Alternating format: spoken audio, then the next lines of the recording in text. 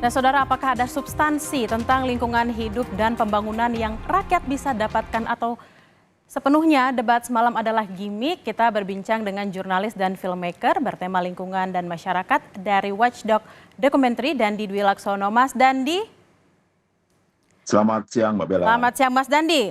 Debat semalam itu kan berkaitan dengan film-film yang sudah Mas Dandi bikin. Ada Sexy Killers, kemudian ada Limbung Pangan, sampai yang terbaru tuh ada Bloody Nickel.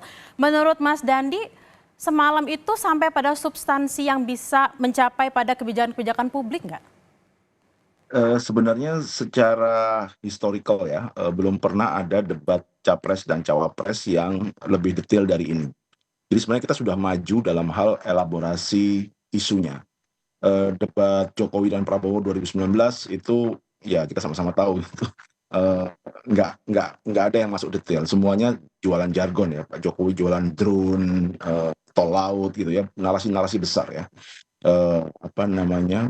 Itu yang membuat pilpres kali ini sebenarnya secara substansi lebih oke nih, lebih detail, lebih banyak case study yang dibicarakan gitu ya. Bahkan isu misalnya apa yang terjadi di MK masih terus dibicarakan, itu artinya sebenarnya juga hal positif karena kita tidak boleh gitu saja melupakan fundamental besar dalam moral atau etika politik kita ditutupi oleh perdebatan teknis. Tapi terlepas itu menjadi bagian dari strategi dan segala macam, yang tadi itu substansi yang sudah maju tadi agak kacau atau hancur atau dirampok gitu ya dengan atraksi ya, dengan apa yang kita kenal sebagai gimmick. Jadi diubah menjadi show. Jadi forum yang harusnya membicarakan substansi diubah menjadi panggung pertunjukan.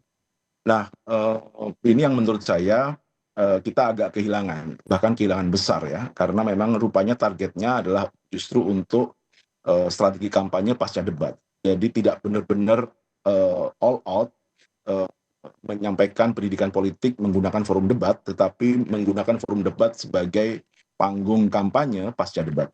Itu saya lihat.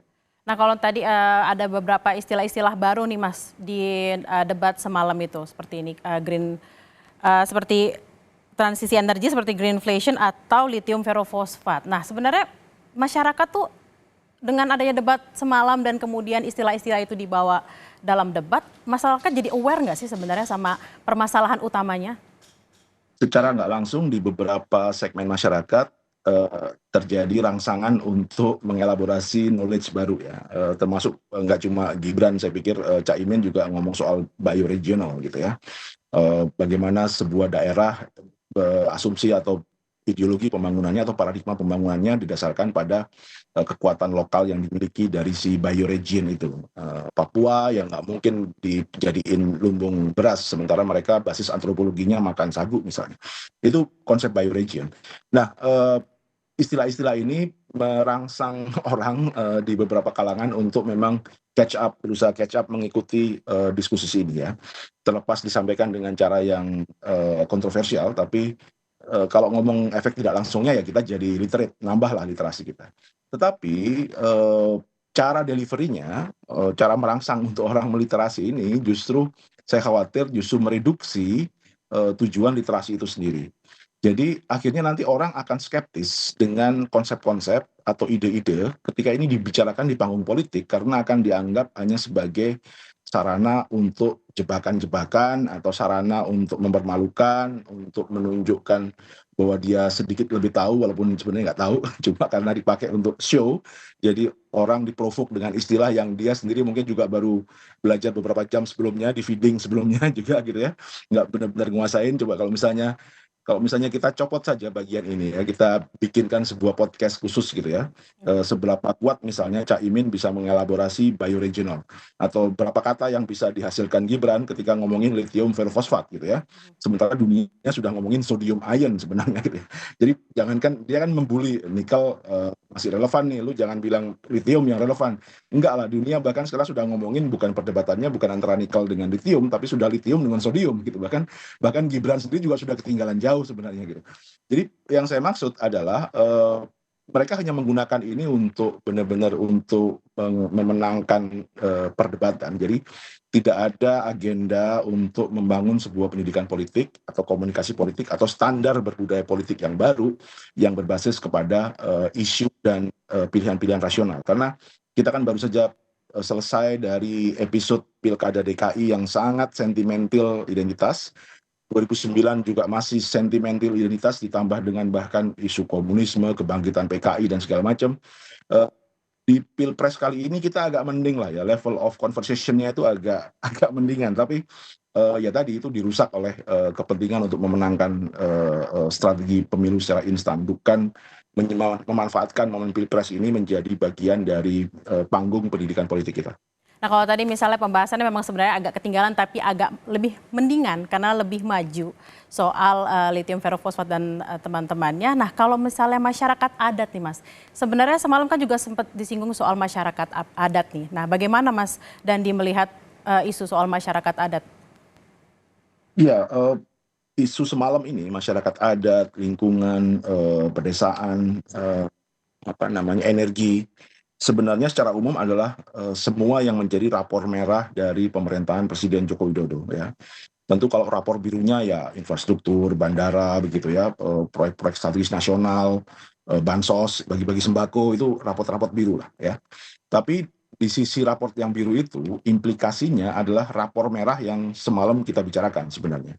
Nah, rapor merah ini apa namanya, termasuk masyarakat adat memang tidak terlalu dielaborasi karena sebenarnya masing-masing cawapres, masing-masing capres juga, masing-masing tim juga sama-sama punya andil dengan rapor merah ini. Misalnya, eh, standar lingkungan yang rendah itu adalah konsekuensi dari Undang-Undang Cipta Kerja yang juga disetujui oleh partai pengusung 03 dan 01 gitu ya. Jadi semua partai yang ada di 03, 02 apalagi dan kemudian 01 itu adalah partai-partai yang mengusung Undang-Undang Cipta Kerja yang membuat memperlebar kesenjangan kepemilikan tanah, membuat AMDAL menjadi lebih longgar begitu ya.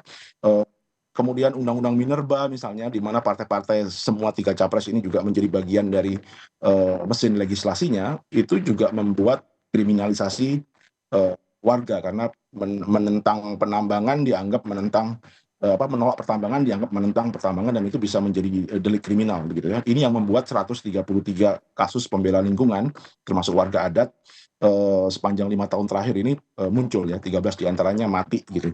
Jadi atau RUU Masyarakat Adat yang sejak 2009 nggak pernah disah-sahkan gitu ya, sementara Undang-Undang Cipta Kerja mengkonsolidasikan 79 undang-undang dalam waktu 6 bulan gitu. Jadi bikin undang-undang yang lebih kompleks itu bisa 6 bulan, tapi satu undang-undang seperti masyarakat adat itu Nggak selesai. belasan tahun gitu ya. Jadi ini sebenarnya rapor merah dari semua mesin politik di balik 3 orang yang muncul semalam. Cuma karena yang muncul semalam adalah personifikasi, jadinya memang tidak muncul ini persoalan yang sistemik ya. Jadi setiap melihat Caimin ya kita melihat PKB gitu sebagai partai yang juga mendukung Undang-Undang Cipta Kerja, bahkan Undang-Undang IKN yang membuat kesenjangan agraria makin serius karena di Undang-Undang IKN HGU bahkan bisa 190 tahun begitu. Atau di Undang-Undang Cipta Kerja HGU bisa 95 tahun gitu. Sementara Undang-Undang Agraria Belanda misalnya 1870 di masa Menteri Pertanahan Engelbertus de Waal itu hanya 75 tahun gitu. Jadi kita bahkan punya produk hukum pertanahan yang lebih kolonial daripada kolonial Belanda sendiri. Itu 3 kali lipat dari periode kolonial memberikan konsesi kepada perusahaan-perusahaan multinasional perkebunan di masa itu, teh, kopi, tebu, industri gula begitu ya di zaman kolonial Belanda. Sekarang kita menggunakannya 3 kali lipat untuk properti di IKN gitu ya.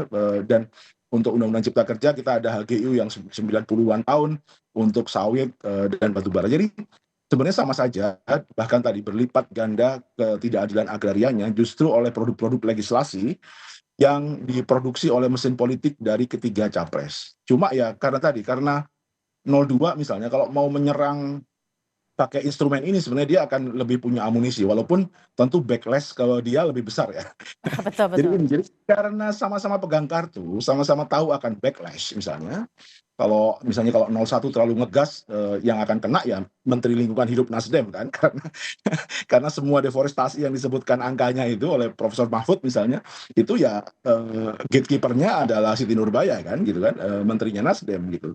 Jadi, semua pegang kartu dan semua tahu kalau makin digas backlash-nya akan makin kencang, tapi karena itu sehingga kemudian yang muncul adalah gimmick. Jadi gimmick ini adalah dosa bersama dari ketiga calon, karena produk ini memang sistem yang atau isu yang dibangun dalam perdebatan ini tidak masuk kepada substansi sehingga kemudian memang kanalisasinya adalah di gimmick gitu.